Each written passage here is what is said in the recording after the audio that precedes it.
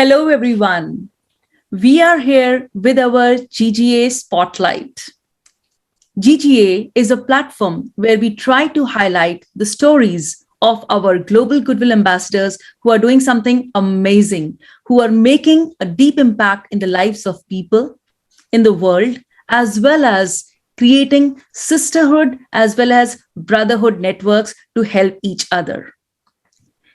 Everyone deserves a life of dignity.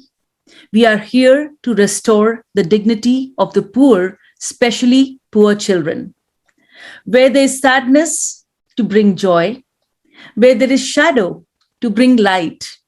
Where there is doubt, to bring faith. Where there is despair, to bring hope.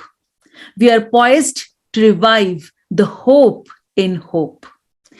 I just love the vision of Hope Ambassadors. So, ladies and gentlemen, without further delay, let's welcome the Global Goodwill Ambassador star, Mandy Olowu, all the way from Nigeria. Welcome, Mandy.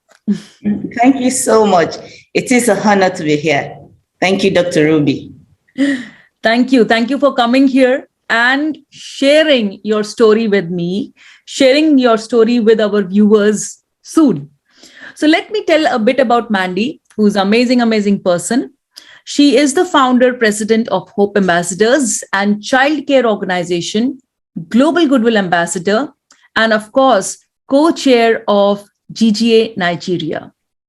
She's a passionate and indefatigable advocate for a better life for children and vulnerable people who are disadvantaged by the incidence of birth, social status, natural disasters, war, physical and mental disabilities.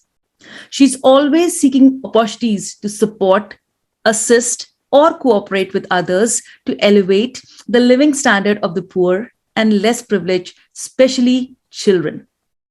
She is not leaving an opportunity where she is not able to help them.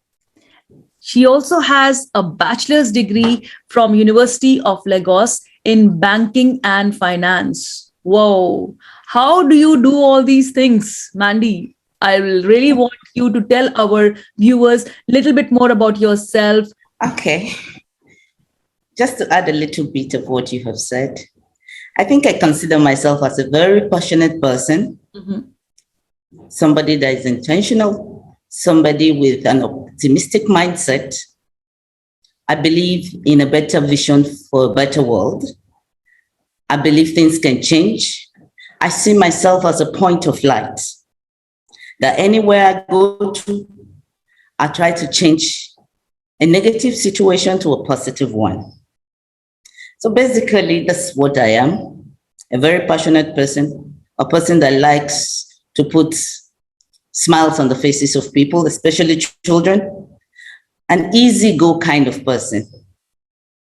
That's very nice. Very nice. I can see that when you talk and whenever we have met in the GGA meetings, I've always see that you're very passionate. And when you talk about children, your face just lights up.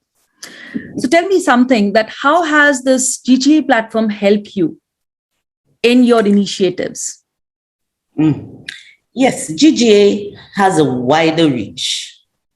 And from the time I joined GGA, GGA has been able to showcase most of our work. And especially now that they have an e-magazine, most of our programs are featured in this magazine, and all over the world, people are reading about our initiatives. Aside that, the leaders of GGA also post some of our work on their platforms, and they have a better reach, a wider reach than what we have. And so most people are able to see what we do, and they're able to appreciate what we do. So GGA has really helped to showcase our work. That's amazing. That's really amazing. I can understand, when we have these days media plays a very strong role in highlighting, in sharing the information. And when you have a magazine, a monthly magazine, which beautiful Lisa is doing religiously with Crisis, they are really making it loud and clear what the Global Goodwill Ambassadors are doing. And the magazines are reaching to so many people. And when they see such things happening, they just connect, which is really great. Hope Ambassadors and Childcare organization is a faith-based non-profit, non-government, and charity organization, where you are trying to reach out and help people who are needy and poor. As a founder president, please tell us something more about the organization. What is the purpose? What is the mission of your organization? Okay, yes. Hope Ambassadors, like you said, is a charity, non-government, non-profit organization. Mm-hmm. Our aim really is to help children, mostly children. We help other people, but mostly children. We try as much as possible to bring a significant difference to their life. We try as much as possible to encourage them, change their mindset. Some of our programs, it's on empowering women, because we believe so much in empowering people, teaching them how to fish rather than just give them fish. We also have programs like Hunger Bust, where we actually go and feed communities. But, our major programs, what we are known for is our water hygiene programs.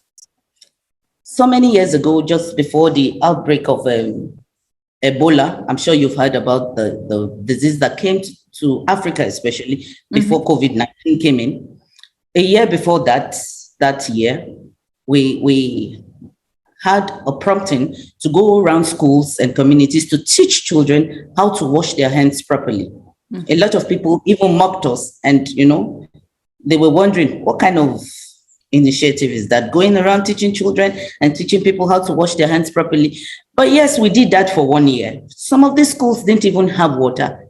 We had to go with our kegs of water and our bowls to teach them. Mm-hmm. A month after we stopped, 1 full year of campaigning for Clean Hands Save Lives, a month after or 2 months after, the outbreak of Ebola came, and the whole world saw how Ebola ravaged Africa.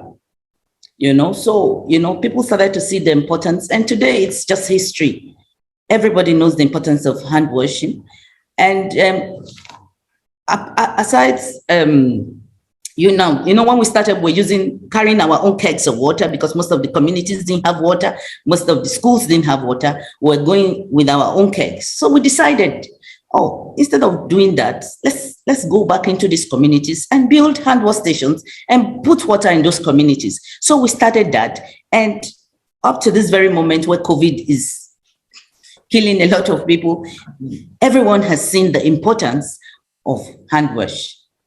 So that's one of our core programs. We still have programs of recent. We empowered about 10 women on soap making. So we have empowerment programs. We have Hunger Bust, where we go into a community and just feed the community. Mm-hmm. We have children on scholarship. We have where we pay bills, medical bills for people. So we have those kind of programs, and then we have the advocacy programs where we really go into communities, teach them how to wash hands, where we teach about child abuse, the popular My Body's My Body program by Chrissy. So we do all that.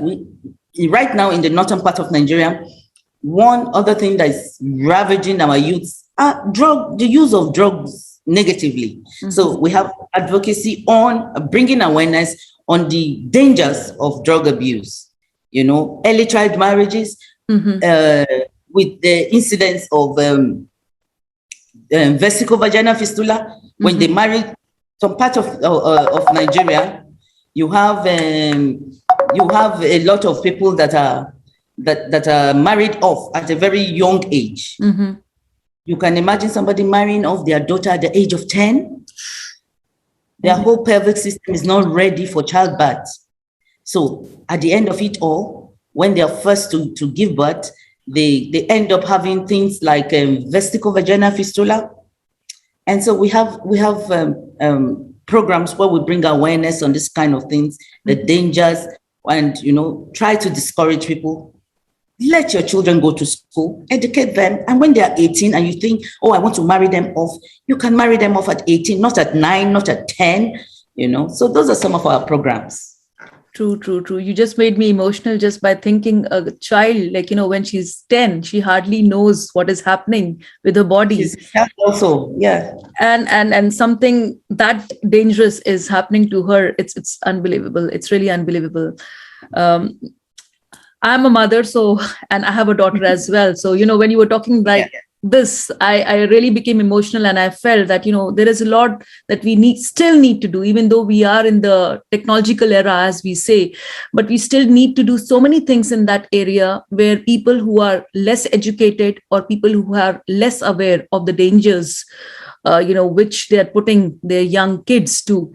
They need to be educated. We still need to go to those areas where things are so sad and crazy.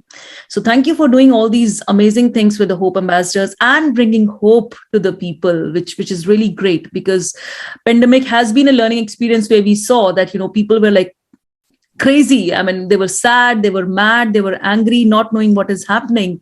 But when we had these sisterhood or brotherhood networks, Hope Ambassadors working together, reaching out to such people, life does show that there is the hope, there is the light on the other side of the dark tunnel, which you're doing amazingly well. On that note, I would really want you to tell to the people, what is your motivation? Why are you doing this? What made you do this? Give your life selflessly. I know you're doing it with your husband. Both of you have been doing this. I know him as well, that Taiwo is very into it. So what is your driving force? What made you do this? Okay. As a young girl, I grew up with my grandmother because I lost my mom when I was really young. I was 7 years when I lost my mom. Oh. So I lived with my grandmother. Now, my grandmother, almost all her grandchildren lived with her. So we were about 14 living with her. Mm-hmm. And she was not a very rich woman. We just had all the basic things we needed. But for every time we were taking breakfast or dinner, my grandma added 10 more mouths or 15 more mouths to the 14 of us. And the passion started from there, seeing these children that, most of them, they survive from dump sites. They survive by picking food from trash cans, knowing that at this particular time, they can get hot meals from our home. From that moment as a young girl, I said to myself, what can I do to change the story? What can I do to help people like this? And so the passion started from there. My grandmother wasn't rich, but with her mega income, she was still able to feed almost 30 people on daily basis. Wow. 14 hours, 10, 15, 20 of these children that you see them roaming the streets. They are street children. They survive only on the dump site. You see them on the dump site. You see them on your trash can picking food. So she said, don't pick food from the dump site. Don't pick food from my trash can. Come inside and I will feed you. So for breakfast and dinner, every day until she passed, that was what she was doing. And so the passion came from that for me. Mm-hmm. And, along the years, we started, and then there was a prophecy, go there and renew lives. Mm-hmm. So we just went out there and just gave it our all. The truth is, we're also not very rich, but from the little that we have, we've been able to touch lives and change the narrative of a lot of communities. Amazing. And for that, I am very grateful to God. Amazing, amazing. Excellent, excellent. It's really nice. Your grandmother has been an inspiration. You could see that she was feeding kids because she was rich by heart. Richness is not by money a person has. We don't count richness by the bank balance a person has, but by the way, the actions the person is doing, by the way he or she's leading a life and creating an impact in other people's life. That is richness. So I can see you are a rich woman because you are impacting lives and you are really making a lot of difference in the life of these small kids who don't know where they come from. You. And you have become a godmother to them. So bravo. I'm really proud of you. Really good. And I'm sure hearing our interview, hearing our, this talk, more and more people connect with you. More and more people join hands with you. and help you in whatever way they can. It's not just about money. It's not just about showing that I have this or I have that. It's, word of mouth. It is what they have, maybe they can give to you. And that's how we can reach more and more people. Thank you. Really, thank you so much. On a parting note, what would be your message to the world? What would you like to tell the world? Okay, I'm going to tell the world by telling them a little story. It's about the human bed.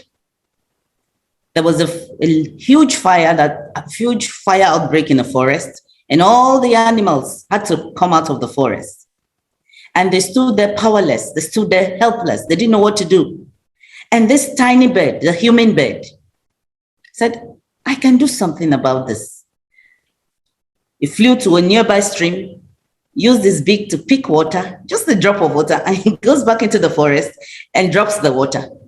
And now we have all the big animals, like the elephants, the giraffes, the lions, all standing powerless, all standing helpless. And they said to him, hey, what are you doing? This thing you're doing is not making any difference. And the human bird said, I am doing the best that I can.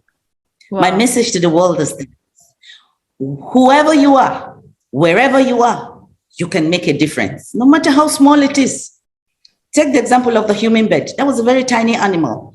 He said to himself, I'm not going to stand here helpless. I'm going to try to make a difference. So nobody's entirely useless in the world. Wherever you are in the world, whatever situation you find yourself, you can make a difference. So let's go together. Together, we can change the narrative of the world. We can change this world and make it what we want it to be. Excellent. We can make it a better place. Excellent, excellent. Very well said. Together, we can bring about a change. Together, we can and we will lead towards a more progressive nation. Thank you. Thank you so much, Mandy, for such inspirational words. When we come together, when brains come together, when beautiful minds come together, beautiful things do happen. And on that note, I will really like to thank you for joining us and being an amazing guest and showing the light of hope to the world. Thank you. Thank you so much. God bless you. You're welcome. Thank you. Thank you for the opportunity. Thank you so much. I appreciate you. Thank you. And thank you for the good work that you're doing too. You're an inspiration yourself. Thank you for encouraging you are feeding stomachs. I am feeding minds. So we join hands together because you are giving them food and I'm giving them education, which is important, which is the basic, these are the basic food, clothing and shelter. And I believe if a woman is educated, especially if a girl child is educated, she can educate the nation because she's the bearer of the child and the child is the future of the nation. They are the future leaders. Yes. So together we are all working and leading and doing. Together we rise. All the best for joining me. Take care. Stay safe. Stay healthy. Bye-bye.